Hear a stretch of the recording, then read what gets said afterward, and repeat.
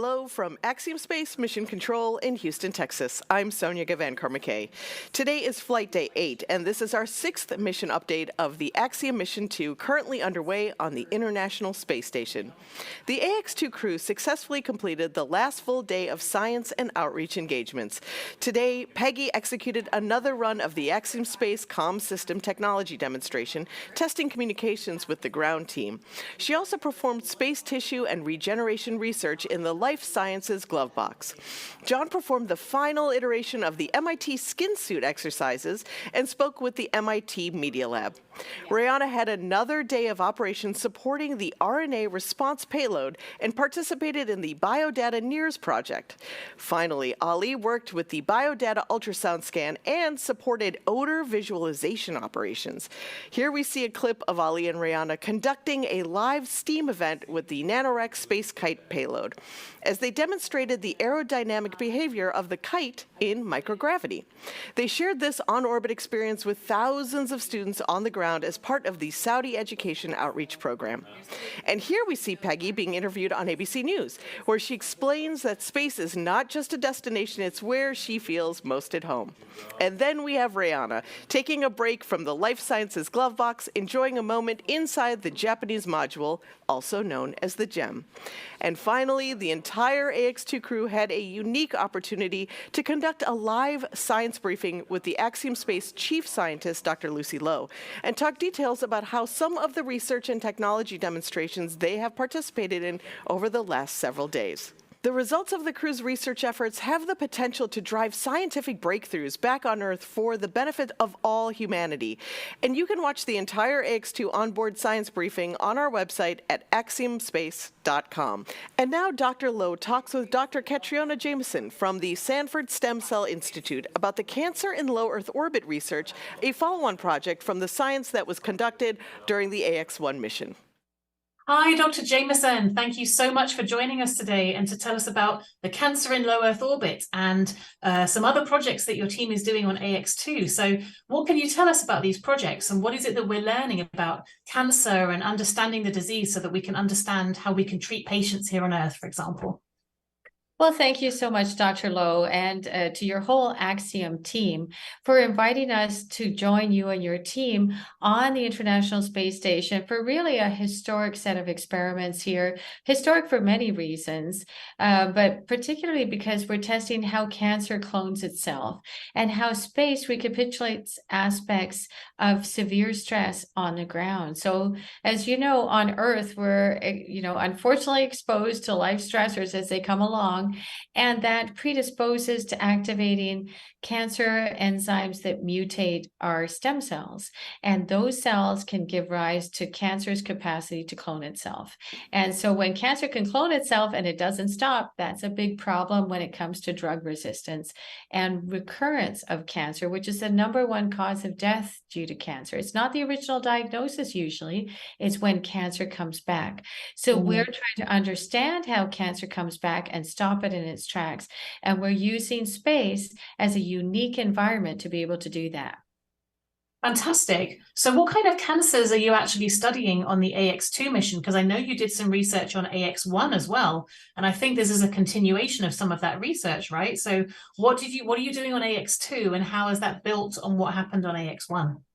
Well, you're exactly right. It's built on what we did on AX-1 last year in April with the AX-1 mission. And basically what we're doing is we're repeating that experiment with these cancer cells that come from the colon. And that colon cancer organoid, as we call it, is a mini colon cancer in a bioreactor, seemed to triple in size in space in under 10 days. So we're looking to see if that happens again. As you know, in science, things have to be rigorous, reliable, and reproducible. So that's the 3 R's of research. And without that, we don't feel comfortable in terms of making conclusions.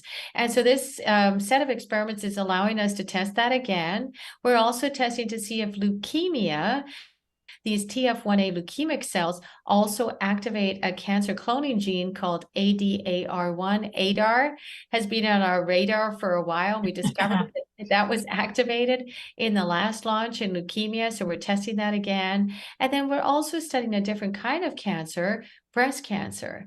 And as you know, breast cancer is diagnosed in 300,000 women in the US annually. And unfortunately, we have about 43,000 women that succumb to the disease annually in the US. So it's a big problem.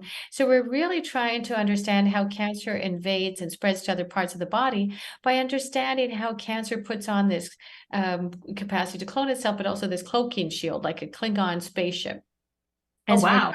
to understand if ADAR is the gene that does that. So we have that ADAR gene detectable through a green fluorescent protein, and we are testing that up on the International Space Station. So we are actually testing 3 cancers: colon cancer, breast cancer, and leukemia. And the reason we're able to do that is because of the adaptability of the crew on the International Space Station, their absolute expertise with Peggy Woodson as the commander, but also the scientist doing the experiments for us on the International Space Station, and then our team on the ground who are now at Leidos helping to image, and that's Jessica Pham, our mission specialist, leading the charge, and then Jane Isquith, who's been seminally involved. Janice Studemeyer from Axiom Space and Pinar seem to not need sleep. It's amazing. I don't know how they I think they're working on caffeine and adrenaline at this point. They definitely have rocket fuel on board, but they're just incredibly capable and adept and very versatile, and not to mention very clever. And so it's a thrill to be able to work with them. And I'm so proud of the team in terms of being able to integrate activities and get real science happening. We're also trying to prevent cancer from cloning itself with 2 different drugs. Their names are fedratinib and rubexinib. And we think that those 2 drugs block that cancer cloning gene, ADAR1, again, the one that's on our radar, but in slightly different ways. So we're saying, which one is more potent in space, or do neither work in space? With space just being an accelerant for cancer. It's like the rocket fuel for cancer. It allows cancers to blast off. And so we're trying to see, can we slow it down? Or is it like a freight train where you can't stop it? And these are important things to know. They So are. That's so exciting that you're able to really use what's happening in microgravity as a way to kind of accelerate some of these processes that can help us understand how cancers form and potentially even how you can treat them as well. So that's absolutely fascinating. So you mentioned that the team has been very, very busy with ops. They've been working around the clock. So have they been in the glove box? Have they been adding the drugs? How has that all been working out? Who's been instrumental in doing that? I know Peggy has been doing a lot of the work on orbit for you guys as well. Yeah, no, we actually set up the experiments in what's called a nano bioreactor. It's actually a pediatric blood bag, as if you were getting a little bit of blood. But we took that blood bag and we put Surgifoam sponge inside, and we seeded the tumors onto that sponge, and they really like it. We have special media with a cocktail of growth factors in there. Jessica Pham, Larissa Belaine in the lab, Jane Isquith helped to put that together. And they set that up ahead of time. They add the drug ahead of time. So Pham, as our mission specialist, did that. Jane Isquith was there working on her birthday. Danielle Lewis, our communications director, was there to record history of the first time cancer will be treated in human cancers in space and in this 3-dimensional tumor organoid model. So that bioreactor is fairly resilient, but we still need to place it on the Keans microscope, which for some reason is called Kermit, and Kermit the Frog. And Peggy Whitson knows how to orient these things, get it into the right position so that we can operate the microscope down on the ground. And that's Leidos, again, with Pinar and Jessica Pham really saying, okay, go over here. And then I'm on every Zoom connection saying, eeks, let's get back into the middle of this. That's where these cancer cells tend to hang out and clone themselves. So that's what we did this morning at 7:30 a.m. And we were going for quite a while because we had a little bit of loss of signal. But again, Dr. Whitson is so adept at getting things done that it all worked out beautifully with Jessica Pham and Pinar on the ground. So we're thrilled with that.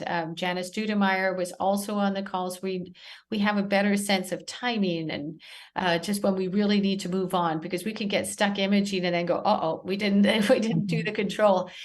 So very exciting. We've done a number of imaging sessions. We'll do our last imaging session tomorrow morning at 1 a.m., which happens to be my birthday. Oh, happy birthday for the you. final imaging session. There you go. What a birthday present. So I What a think, great present. yeah, so we're thrilled to be able to do this and just get unique insights into cancer by having this uniquely stressful environment that microgravity gives us on the International Space Station. Really unique insights. That's wonderful. Thank you so much for telling us a bit about that and explaining that. Really, really exciting. Can't wait to see what happens with this research next. And we're, of course, delighted to have you partner with Axiom and doing some really significant, impactful science. So, Dr. Jameson, Kat, thank you so much for your time. Really looking forward to hearing about the research in future. Thanks again. Tomorrow I'll get a chance to speak with Commander Michael Lopez Alegria about what this crew can expect as they embark on their return back to Earth.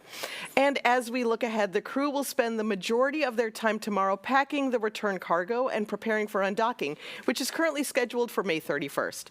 Also tomorrow, the Increment 69 and AX-2 crews will participate in a joint farewell ceremony scheduled for 10:50 Eastern to be aired live on axiomspace.com and NASA TV. And though our cruise time on orbit is coming to a close, there is still time for you to mark this historic journey by visiting merch.axiomspace.com and grabbing your piece of AX-2 commemorative memorabilia, like this official space pen by Fisher Pen. For now, I'm Sonia Gavankar-McKay. This brings us to the end of Flight Day 8. We'll see you again tomorrow.